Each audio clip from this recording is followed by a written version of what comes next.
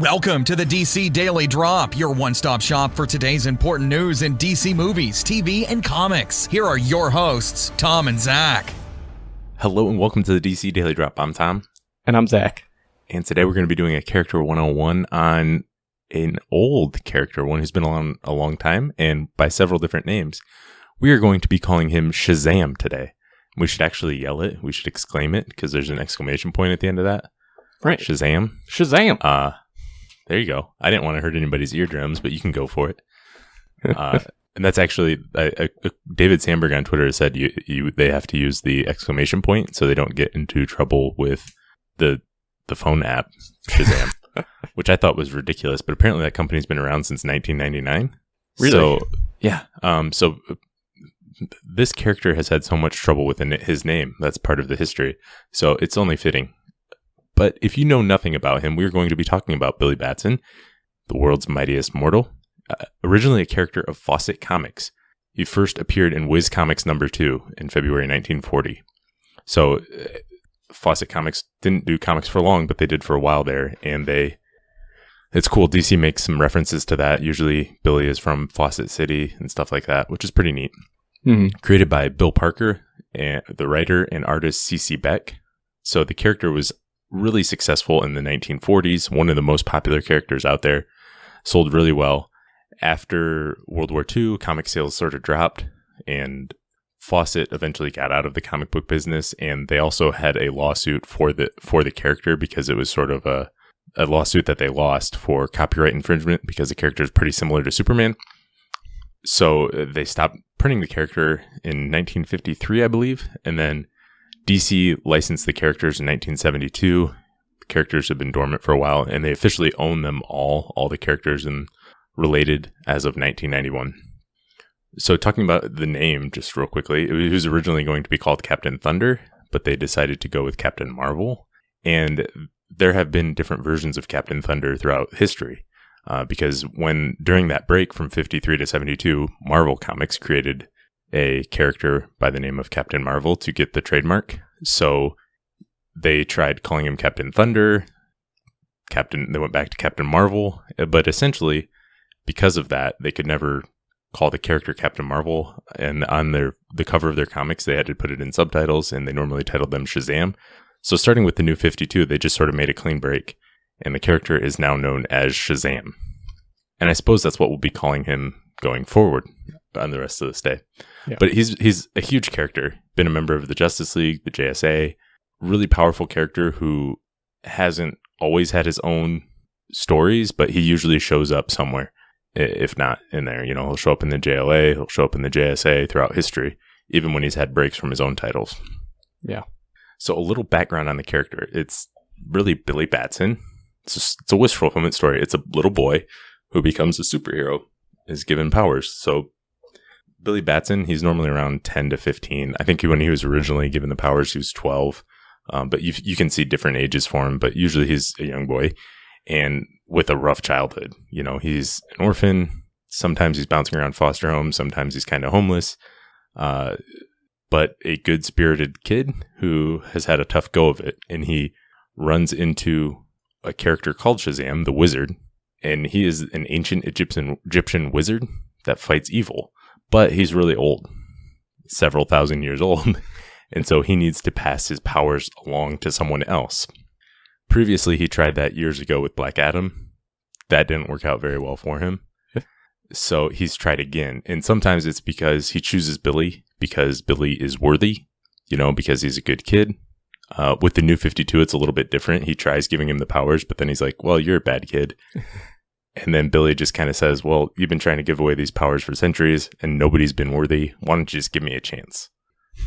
And so, yeah. Yeah, and it's a really interesting setup. And I think something that will probably translate pretty well is just the idea, like you said, that wish fulfillment. Like what little kid age 10 to 15 doesn't want to be a superhero? And so just seeing somebody that they can relate to become a superhero, I think that's a pretty cool idea. Yeah, and I think for the way I described it to people who never knew of this character but know of other stuff in recent pop culture, these characters came after. But it's basically like if Harry Potter was discovered by Dumbledore and given the powers to become Superman. Yeah. It's sort of that. I mean, Shazam has been around much longer than Harry Potter, but it's sort of that thing. And I think it's the heart of the character. It sort of gets, and that wish fulfillment aspect, it sort of gets, you get desensitized to it if you read it a bunch in comics, but I think it's something that will translate well into other mediums when you see it once and you really understand the character. Yeah. But some of the other supporting characters, he can sometimes give his powers to others.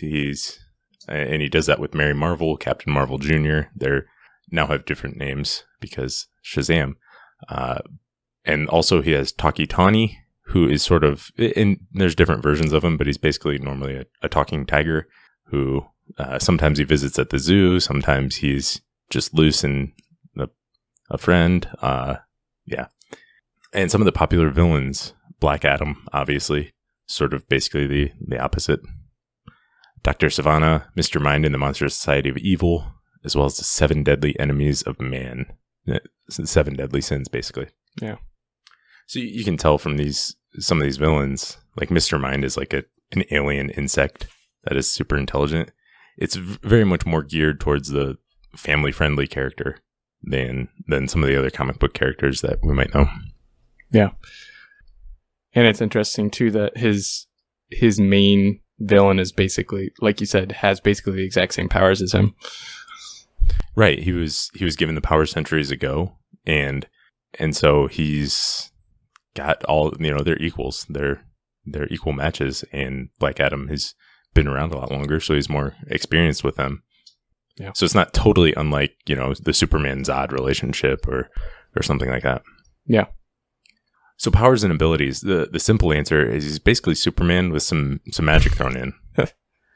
Obviously, when he gets the powers from the wizard, he's given the ability to yell Shazam, and when he does that, he transforms into this superhero with the costume and everything. And I've seen it described sometimes as sort of the ideal version of that kid. So it sort of looks like him, but grown up, 20 years and built like Dwayne Johnson, essentially built like a superhero. Yeah.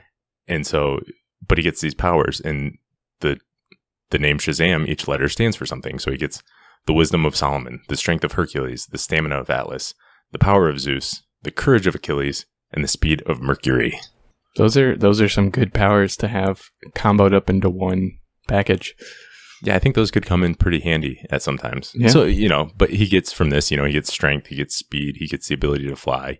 He can also control magic to some extent and sort of shoot magic blasts and that kind of thing. Yeah. So some of the important storylines, I don't have many specific. I think there's sort of the original comics, and the New 52 is sort of a difference. So originally he's always been sort of this Boy Scout type character, Billy Batson, and then who becomes a superhero. New 52, he's a little more jaded. It was done by Jeff Johns, and he's a little more jaded and sort of a street smart, street tough kid who gets the powers, and he's still got the good heart, but he does some more rebellious type things. Nothing terrible.